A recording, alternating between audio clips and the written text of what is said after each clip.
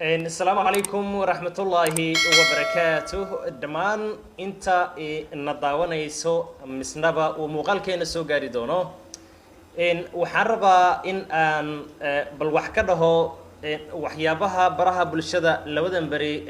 آدكا لوغو باهين ايو كاسمامولك وجير ان كسوغانا هاي وحا اتن ايو شلي إلا iyo daraad misnaba laba maalin isla dhaxmaraya qoraallo iyo codad la isku dirayo ku saabsan cunug yar oo dhashay oo la sheegay si mucjiso ah in uu hadlay cunigaas oo la sheegay in magaalada Wajeer uu ku dhashay xaafado kamid ah qoraallo qaar misnaba codad qaar in soo gaarayna isbitaalka magaalada Wajeer inuu ku dhashay la sheegayo cuniga marka uu dhasho gabar iyo wiil waxa uu ahaadaba awood uu ku hadlo Ilaahay ayaa iskale waa uu hadli karaa mucjiso rabbaani ah way noqon kartaa Ilaahay awood uu leeyahay in caruurta marka dhashaan uu ka hadashiyo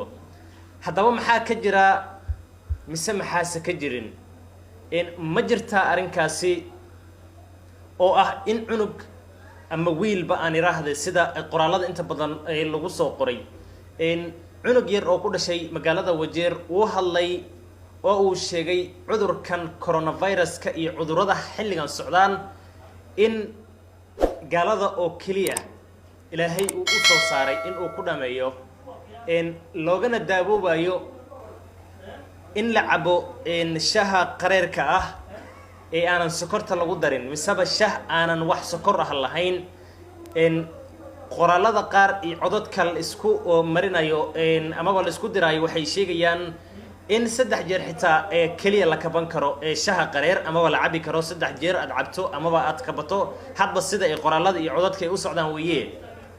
hadaba arintaasi maxaa ka jirta maxaa ka jirin muddo 24 saacadood waxa aan hayay baaritaan ku saabsan arinkaasi oo way dhici kartaa inuu Ilaahay ka hadashiyo cunug xilligan aynu joogno dhashay awoodda Ilaahay baa iskale ma dhihi karno ma dhici karto oo way dhici kartaa balse ma jirtaa mise ma jirto baaritaan dheer aan sameynay oo qaatay muddo 24 saacadood waxaan la xiriiray waaxda caafimaadka dawladda hoose ismaamulka Wajeer gaar ahaan xarunta hooyada iyo dhalaanka in dhaqaatiirta in ay bal mucjisadaas la kulmeen iyo in kale sidoo kale waxaan la xiriiray mise wada xiriir aan la sameeyay dad degan degmada Waagbari ee magaalada Wajeer oo inta badan farta lagu fiiqayay in uu cunigaasi uu ku dhashay iyadoo waliba la sii raaciyay cuniga marka uu sheegay in cuduradan Ilaahay u soo diray gaalada lagu dhameynayo sidoo kale shaah qareer la karsado aan sokor lahayn lacabo kadib markii intaas uu sheegay labada maqlay dadkii joogay wada maqlayn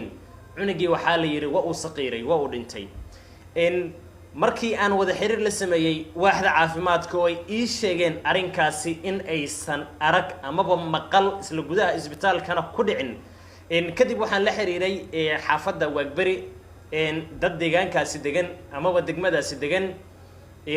waxa la ii xaqiijiyay arinkaasi in dhagaha ay ka maqleen haddana waxa la sii raaciyay cunigi waa uu dhintay su'aalaha isweydiinta mudan ayaa waxa ay tahay meeday hooyadii cunigaasi dhashay ileen cuniga marka uu dhasho qofka ugu horeeya ee dhawaaqiisa maqlayo waa hooyada cuniga dhashay iyo umulisadeeda ama dhaqtarada ka umulinaysa labadiiba waynu soo weynay baaritaan dheer markaan sameynay haddii cunigi uu saqiiray sida mucjisada leh u hadlay xagee baa lagu aasay dadka inta muhiimka in la isweydiiyo intaas ileen markuu cunug saqiiro waa la wada maqlaya oo cunugii mucjisada Ilaahay ee kaga hadashiyay oo saqiiray baa la duugaya in hadal ma qarsoomo jaabkana gali maayo marka anaga waxa aan damacnay in aan bal bulshada wixii jiro iyo waxa aanan jirin aan soo hordhigno mana diidanin awoodda Ilaahay uu kaga hadashin karaa cuniga yar ee xilligaas la joogo caloosha hooyadiis ka soo baxa ka ku jira caloosha hooyadiis ayuu Ilaahay awood u leeyahay inuu ka hadashiyo marka qoraalada iyo muuqaalada baraha bulshada lagu baahinayo inta annaga xilligan aynu baaritaan soo sameynay waxaan idin xaqiijinaynaa inay waxba kama jiraan tahay in ciddii u baahan in aan markaasi la wadaagno maqal iyo muuqaalada markaasi aynu soo qabanana kolley waynu soo fasaxaynaa waa haddii lagama maarmaan ay noqoto marka waxaan xaqiijinaynaa inay arrinkaasi ay waxba kama jiraan tahay magaalada Wajeerna kolley wixii ka dhaco waa la wada maqlaa